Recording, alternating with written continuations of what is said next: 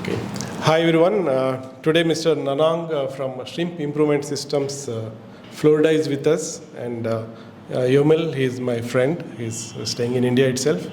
He's giving service to all SIS Broodstock hatcheries. Welcome back. Welcome to India.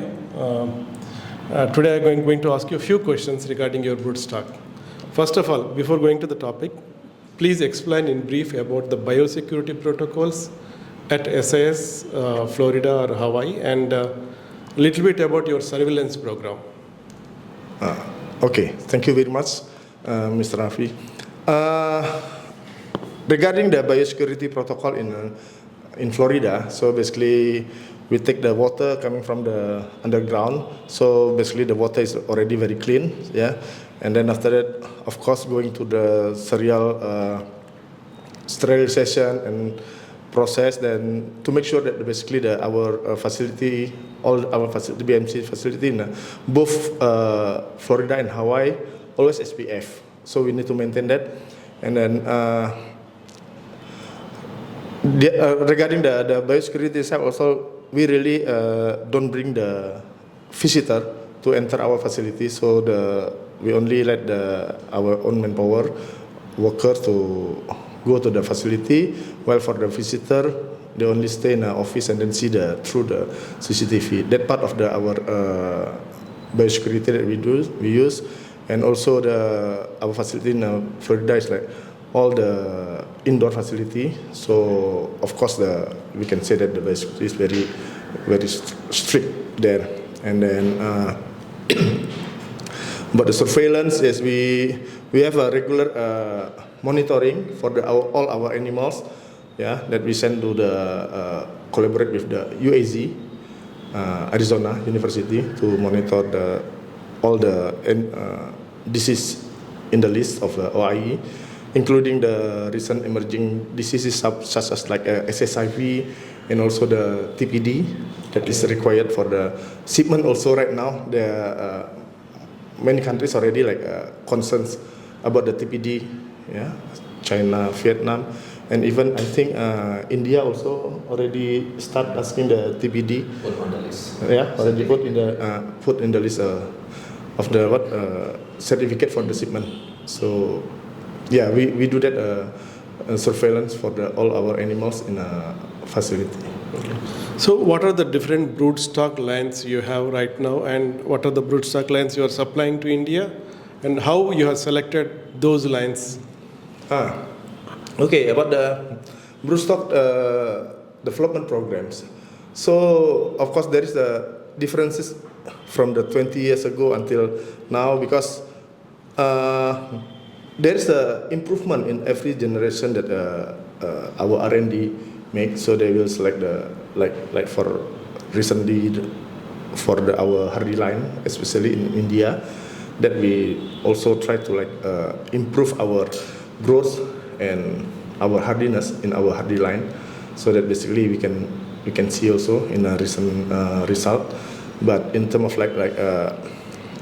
our lines right now, maybe I can share with you about all lines we have. Yeah, we have basically right now 4 lines that already commercially released in the market.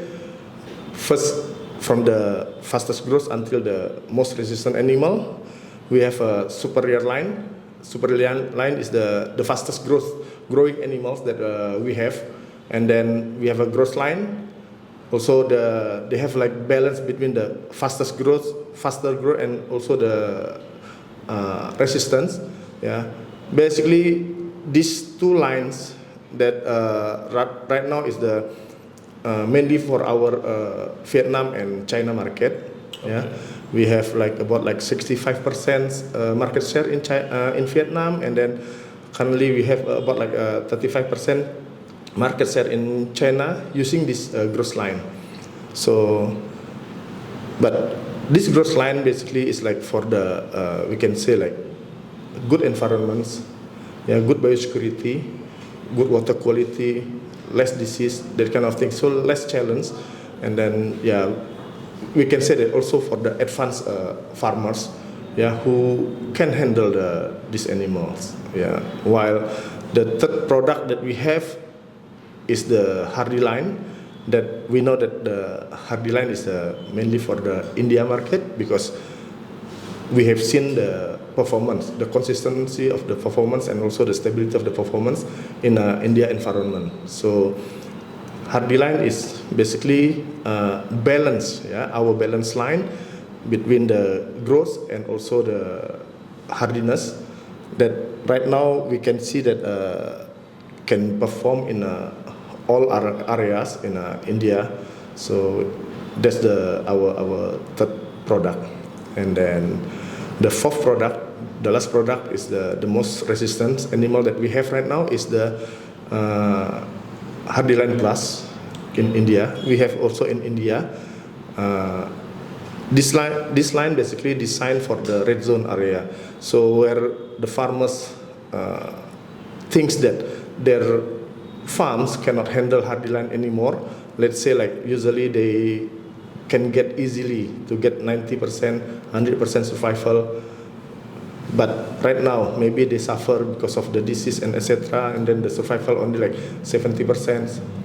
Then they can use this Hardiline Plus, so they can get benefit from the more higher resistance from these lines. So the thing is, most of our farmers were under the impression that Hardiline Plus gives more growth. Plus means we are expecting more growth, but according to you, it's more hardy. Okay. Oh, okay. So Hardiline Plus basically is more hardy. Okay. This is by default, their basic characteristic is more hardy.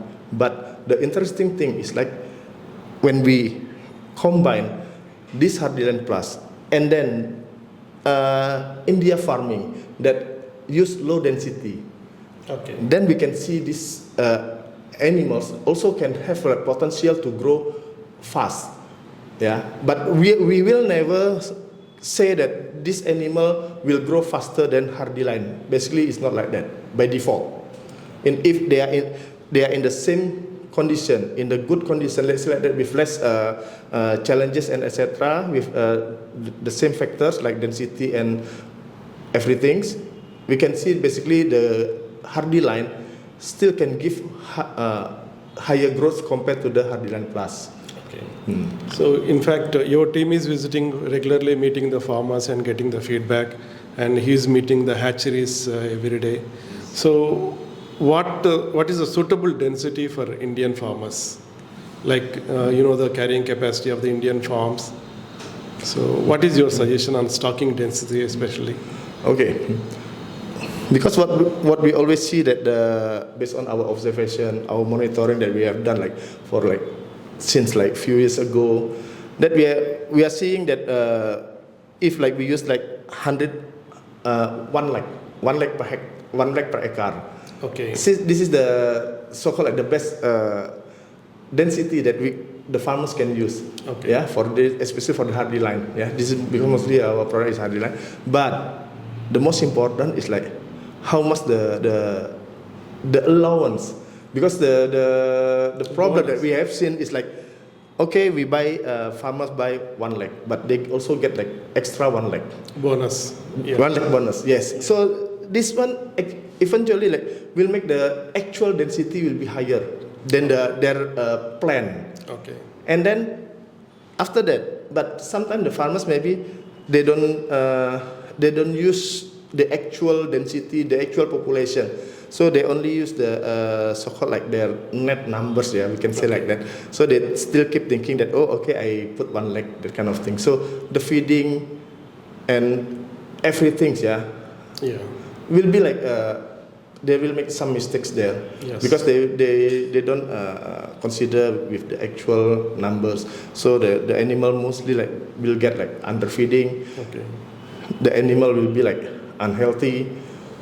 The growth will be not optimal, high size variations, and eventually after that, because of these things, the animal will not be fit. Then we'll go to the white feces and etc. So that's the thing. So from the beginning, if they have miscalculation, for the population of the animals, then it will be. You mean to say that while stocking, farmers should consider bonus also?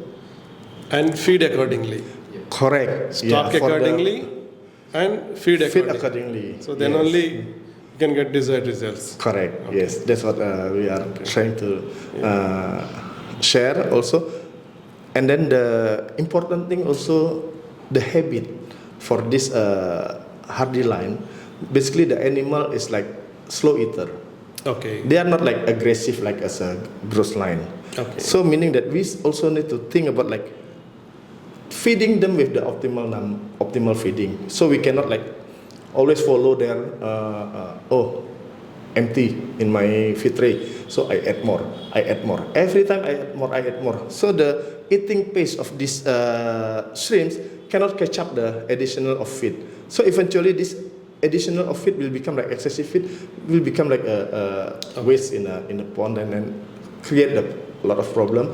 Then will be harmful for the shrimp. Yeah. So yeah, considering this slow eater habit, feeding with the optimal amount, so by controlling the feed amount to this one will be good, yeah. And then of course the other thing is like to give the like feed additive, yeah? Okay. To start the feed additive is from the beginning of culture.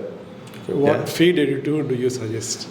We just like general feed additive like probiotic, lactobacillus or whatever, that kind of thing, vitamin C, whatever the one that product that in India maybe they can use, but as preventive action, not as treatment. No, sometimes we give because we already have a problem, we want to treat, but now we need to prepare them before the bad things happen.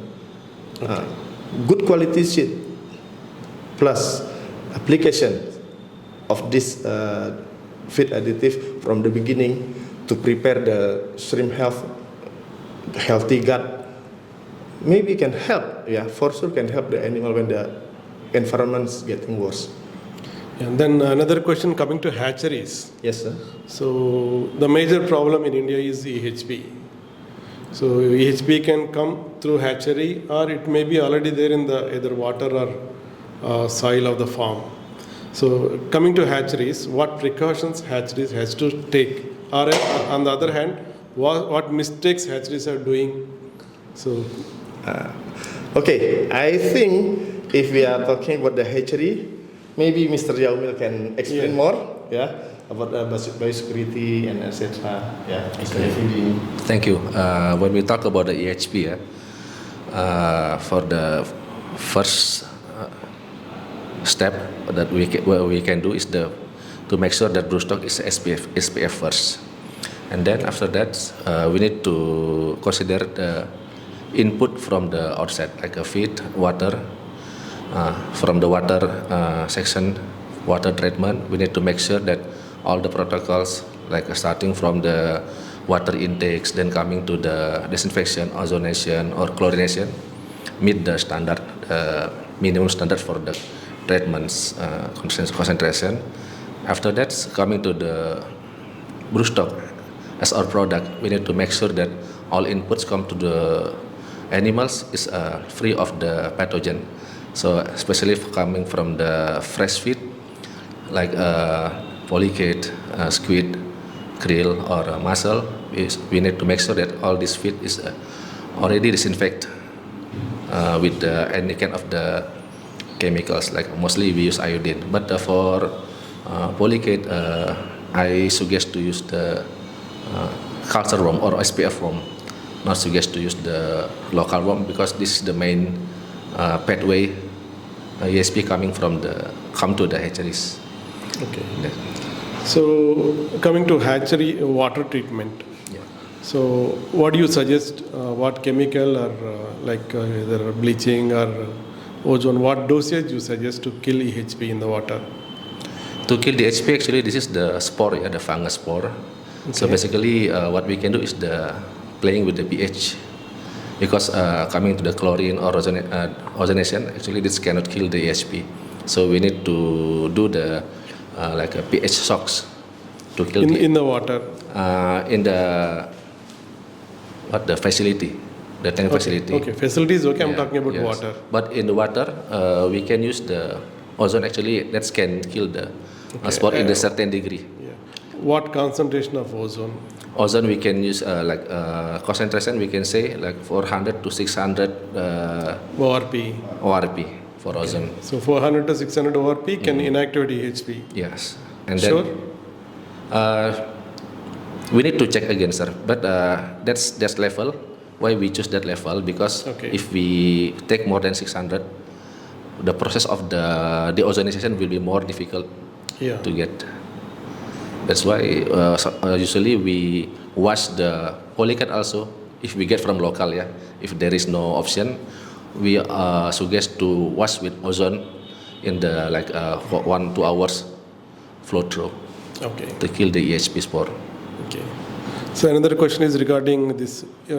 Are you working on in the lines of developing EHP resistant broodstock? Okay. This is basically how to say, when we are asking about the EHP resistant broodstock, yes, there's a program there, but this is not easy as the others challenge, yeah, like virus or bacteria, because EHP is the development is take times. Okay. So it's like you get EHP today doesn't mean that you can detect today. Maybe it will grow slowly until maybe like next 2 weeks, then you can start detecting. So it's not so-called like it will be like a long process. But go to that one, yes, EHP is one factor that we are trying to develop their resistance. Yeah. And one more last question. You have a hatchery in India, right? Yes, sir. Why you are not planning for a nucleus breeding center or a broodstock multiplication center in India? Because you have major market in India. Yeah, that's basically that's still in our open consideration for the future SIS in India. We are not stopping only until here, but we are still exploring also like building either BMC or including NBC in India also. So yes, that's still like very open for us to have that. So we are not, yeah. Okay, thank you, Nana. Okay, sir. Thank you very much, Thank sir. you, Emil. Thank you, Shivprasad. Thank you, sir.